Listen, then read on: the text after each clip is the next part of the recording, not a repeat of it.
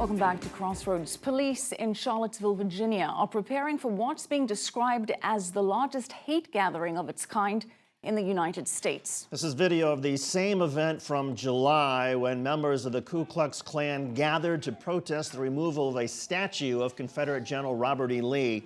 On Saturday, the Unite the Right rally, which includes white nationalists and supremacists, will once again protest the statue's removal.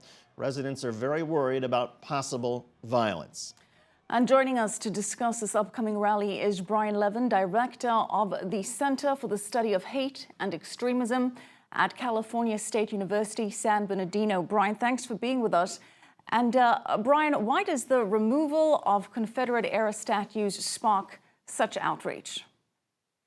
Great question, and it's one of those wedge issues. And what they're doing is they're saying this is just an incremental step in white cultural genocide. And what's so interesting, this diminishment, if you will, of so-called white culture, as if there's one homogenous white culture in the United States, is really a touchstone for many of these folks on the alt-right. And as you've shown on your screen here, this rally of Ku Klux Klansmen, this one is more broad.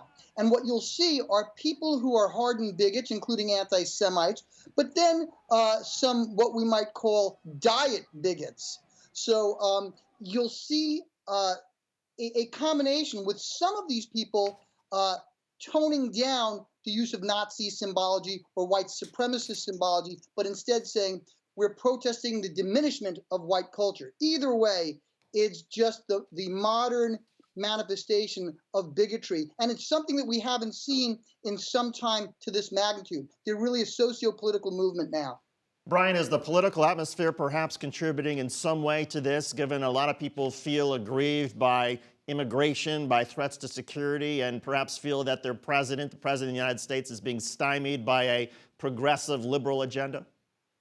I think you're exactly right. And one of the things that's so interesting is the folks who have the swastikas and the Klan hoods thought that they could get some yardage like a football game, but they could only go so far. So what they've done is they've thrown the ball to others to retransmit that message. And that is more broad. This Euro-nationalism, this anti-immigrant stance, the stance against religious minorities is something that is more broad in society than the more gutter-level expressions of hatred. This fear of change and this diminishment of whites is a wedge issue that the alt-right is trying to use to make more broad inroads. Absolutely.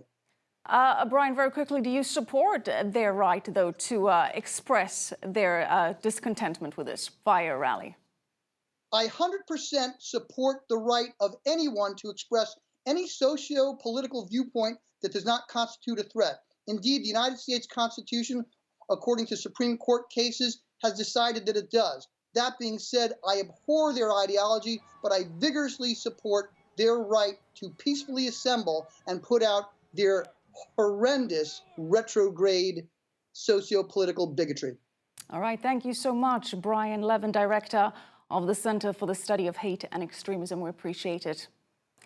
Thank you. And that's just about does it for this hour of Crossroads. But stay with us. We will have the latest as President Trump says the United States is locked and loaded and ready to take military action against North Korea. You're watching I-24 News.